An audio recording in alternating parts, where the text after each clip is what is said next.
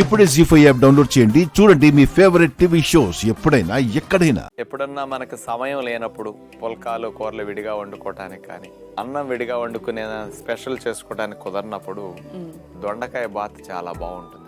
దొండకాయలో ఒక రకమైన వగరు లైట్ పులుపు స్పెషల్గా ఉంటాయి. దీనికి టమోటా రసము తీసి ప్యూరీతో గనక దీన్ని తయారు చేస్తే ఇంకా టేస్ట్గా చాలా కమ్మగా ఉండే విధంగా మారుతుంది అనమాట. దీనికి రైస్ కాంబినేషన్ ఇచ్చి కలిపేసేస్తే దొండకాయ బాత్ న్యాచురోపతి ఫాలోవర్స్కి చాలా చాలా ఇష్టంగా తినేటట్టు ఈ బాత్ బాగుంటుంది.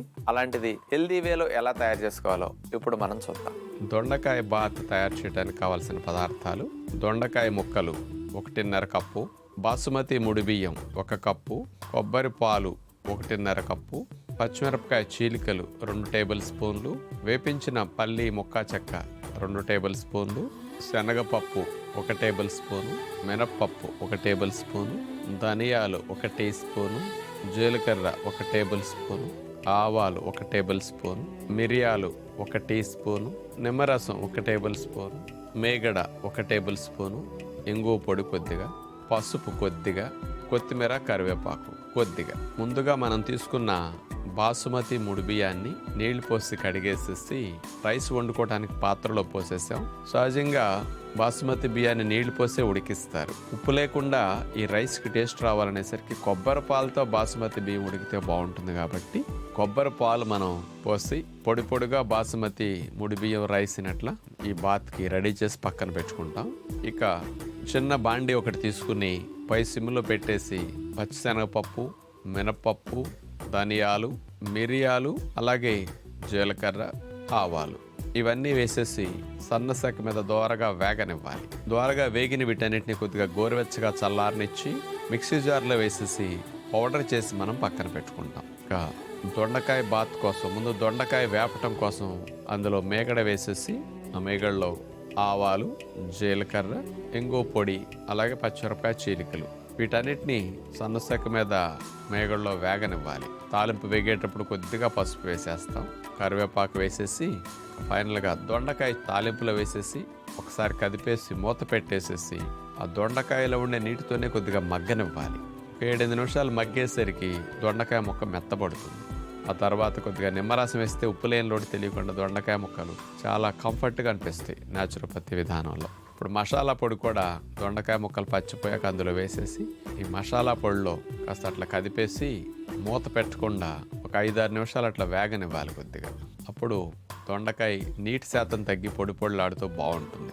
అందులో కొబ్బరి పాలతో ఉడికించిన బాసుమతి ముడి బియ్యం రైస్ని మనం ఇందులో వేసేసి బాత్లా కలిపేస్తాం. ఫైనల్గా వేపించిన వేరుశెనగ పప్పుల ముక్కా చెక్క అవి మధ్య మధ్యలో తగులుతుంటే చాలా పంటికి కమ్మగా అనిపిస్తుంది. కొత్తిమీర చల్లేస్తాం. పోషకాలతో కూడిన బాసుమతి ముడి బియ్యంతో దొండకాయ బాత్ సిద్ధమైంది. డాక్టర్ గారు, మరి సయాటికా నొప్పి అన్నది చాలా మందికి చాలా రకాలుగా ఇబ్బంది పెడుతూ ఉంటుంది. అసలు ఆ నొప్పి వచ్చినప్పుడు దేని మీద కాన్సన్ట్రేట్ చేయలేరు, ఏ పని చేసుకోలేరు, కొంతమంది అయితే లేవలేరు కూడా. మరి ఈ నొప్పి రిలీఫ్ రావాలంటే కనుక ఎలాంటి ఆసనాలు ఉపయోగపడతాయో చూద్దామా? ఎన్ని రోజులుగా మనం టీవీలో యోగా మ్యాట్ మీదో లేకపోతే బల్ల మీద మంచం మీద పడుకుని ఆసనాలు కొన్ని ఎలా చేయాలో చూపించాం.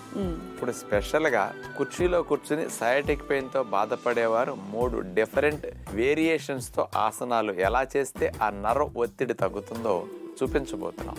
ముందుగా మన ముందు ఒక 2-3 అడుగుల దూరంలో కుర్చీ అట్లా పెట్టేయాలి. కుడికాలను పైకి లేపేసి ముందుగా ఉన్న కుర్చీ పైన పాదం అట్లా పెట్టేయాలి. పాదం దగ్గర నుంచి పిక్క భాగం అంతా కాలు కుర్చీ మీద అట్లా ఆనేటట్టుగా బెండ్ చేస్తాం. ఇంకా ముందుకు నడుమును వంచి 2 చేతుల్ని చేయి మీద చేయి వేసి లాక్ చేసేసి కుర్చీ పై భాగంలో అట్లా చేతులు పెట్టేసి పైన గెడ్డం పెట్టేసి నడుముని సీటు భాగాన్నంతా కుర్చీ మీద పడేటట్టు బాగా స్ట్రెచ్ చేస్తాం. వెనక చాపిన ఎడమ కాలు మాత్రం మోకాల దగ్గర బెండ్ అవ్వకుండా అట్లా స్ట్రైట్గా ఉండేటట్టు పెట్టి స్ట్రెచ్ చేస్తేనే సయాటిక్ నర్వ్ బాగా రిలాక్స్ అవుతుంది, సాగదీయబడుతుంది. ఆ స్టిఫ్నెస్ తగ్గి పెయిన్ బాగా తగ్గుతుంది అనమాట. అట్లా స్ట్రెచ్ చేసి ఒక 6 నిమిషం నుంచి నిమిషం అదే విధంగా కదలకుండా ఉంటే చాలా మంచిది. ఆ తర్వాత లేచి నుంచుని ఈసారి ఎడమ కాలుని కుర్చీ మీద పెట్టేసి ఎడమ కాలుని అట్లా బెండ్ చేస్తాం. చేతులు కుర్చీ పై భాగంలో అట్లా పెట్టేసి గెడ్డం అట్లా కుర్చీ పై భాగం లానేటట్లుగా ముందుకు బెండ్ అవ్వాలి. చాపిన కాలు స్ట్రైట్గా ఉండాలని గుర్తుపెట్టుకోవాలి. నడుముని సీట్ని అంతా కుర్చీ మీద బరువు పడేటట్టుగా స్ట్రెచ్ చేసి అట్లా పడేయాలి. అప్పుడు ఆ స్ట్రెచ్చింగ్ వల్లే సయాటిక్ పెయిన్ బాగా తగ్గుతుంది. రెండవది, కుర్చీ మీద మనం కూర్చుని కాళ్ళు కింద పెట్టేస్తాం. ఆ తర్వాత ఎడమ కాలుని కుడి తోడ మీద అట్లా పెట్టేసి 2 చేతులు పైకి లేపేస్తాం. గాలి వదిలేస్తూ నడుమును ముందుకు వంచి చేతులు నేల కానేటట్టు అట్లా బెండ్ అవ్వాలి. అదేవిధంగా హోల్డ్ చేసి కదలకుండా అదే భంగిమలో 6 నిమిషం సేపు అట్లాగే ఉండగలిగితే స్ట్రెచ్చింగ్ బాగా జరుగుతుంది అనమాట. ఉండగలిగినంతసేపు అట్లా ఉండి మెల్లగా గాలి పీల్చుకుంటూ చేతుల్ని పైకి లేపి తీసుకువెళ్తాం, తీసేస్తాం.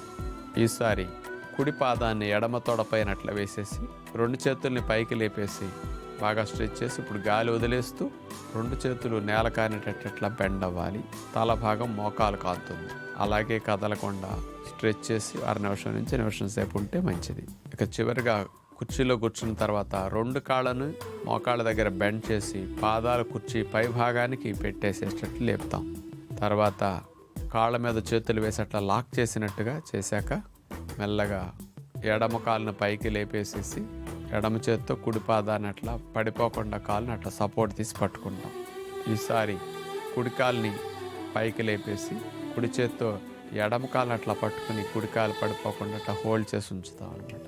ఈ రకంగా స్ట్రెచ్చింగ్ చేసి 20 సెకండ్లు 30 సెకండ్లు అంత పైబడి కూడా ఉండొచ్చు. ఇలా దగ్గరకు ముడుచుకుని కూర్చుని స్ట్రెచ్చింగ్ చేయడం ద్వారా సయాటిక్ నర్వ్ పెయిన్ బాగా తగ్గుతుంది. డాక్టర్ గారు, మరి వేసవి కాలంలోనే మామిడి పళ్ళు వస్తూ ఉంటాయి. మామిడి పళ్ళతో పాటు మనకి సెగ్గడ్ల సమస్య కూడా వస్తుంది. మరి ఎక్కువ వస్తూ ఉంటాయి కాబట్టి మామిడి పళ్ళు ఎక్కువ తినొద్దు అని చెప్తూ ఉంటారు. మరి ఇందులో ఎంతవరకు నిజం ఉంది? నిజంగానే సెగ్గడ్లు మామిడి పళ్ళ వల్ల వస్తున్నాయి అంటారు? మామిడి పళ్ళు తింటే సెగ్గడ్లు వచ్చేటట్లయితే మామిడి పళ్ళు తిన్న వాళ్ళందరికీ రావాలిగా. మరి కొంతమందికి వచ్చి మిగతా వాళ్ళకి ఎందుకు రావట్లేదు? ఇది అపోహ మాత్రమేనమ్మా. బాడీలో ఇమ్యూనిటీని బూస్ట్ చేయటానికి, బ్యాడ్ బ్యాక్టీరియాలను చంపేయటానికి మామిడి పళ్ళు చాలా చాలా పోషకాలు ఉంటాయి. ఈ సెగ్గడ్డలు అనేవి స్ట్రెప్టోకోకస్ బ్యాక్టీరియాల వల్ల వచ్చే ఇన్ఫెక్షన్ అన్నమాట. ఏ భాగములో అయితే మనకు అక్కడ సెగ్గడ్డు వచ్చి గెడ్డలాగా వస్తున్నాదో ఆ భాగంలో ఆ బ్యాక్టీరియాలు ఎక్కువైపోయి ఇన్ఫ్లమేషన్ కలిగించడం వల్ల అది గూడుగట్టుకుపోయి పేరుకుపోతుంది.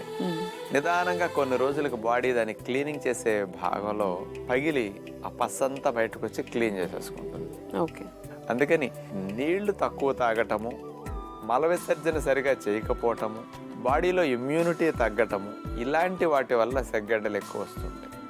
అంచేత ఇక్కడ నుంచి సెగ్గడ్డలు రాకూడదంటే మంచినీళ్ళ 4-5 లీటర్లు తాగుతూ, పిల్లలైతే వాళ్ళ వయసుకు తగ్గట్టు తాగుతూ, అట్లాగే రోజు మ్యాంగో జ్యూస్ కానీ మ్యాంగో ముక్కలు బాగా తింటూ ఈ సీజన్లో రోజుకు 2 సార్లు మోషన్ అయ్యేటట్టు చేసుకుంటూ ఉంటే పూర్తిగా తగ్గుతాయి, రాకుండా ఉంటాయి. వచ్చినప్పుడు త్వరగా పగిలిపోయి ఏ ట్రీట్మెంట్ లేకుండా సహజంగా తగ్గాలంటే కాయలాగా సెగ్గడ్లాగా ఉండి ఇంకా అది పగలలేదు, నొప్పి ఎక్కువ ఉండి బాగా ఇబ్బందిగా ఉందనుకోండి, వెన్నపూస అంత తీసుకుని అందులో పసుపు కలిపేసి ఈ 2 మిశ్రమాన్ని ఆ సెగ్గడ్డ మీద పెట్టేసి దాని మీద ఒక ఆకు ఏదన్నా పెట్టేసి కట్టు కట్టేస్తే ఆ పైన స్కిన్ అంతా కూడా మెత్తబడిపోయి ఆ పసు అంతా బయటకు వచ్చేస్తుంది. ఈ పసుపు అది పెట్టడం వల్ల ఇన్ఫ్లమేషన్ రాకుండా ఉంటుంది, హీల్ అయిపోతుంది అనమాట. పగిలినప్పుడు ఆటోమేటిక్ చీమ్ బయటకు వచ్చేస్తుంది. ఒరిజినల్ క్వాలిటీ పసుపు అసలు అక్కడ పెట్టుకుంటే ఇక ఏమీ చేయకుండా ఒక పసుపుతోనే ఆ సెగ్గడ్డ పుండు శుభ్రంగా మానిపోతుంది అనమాట.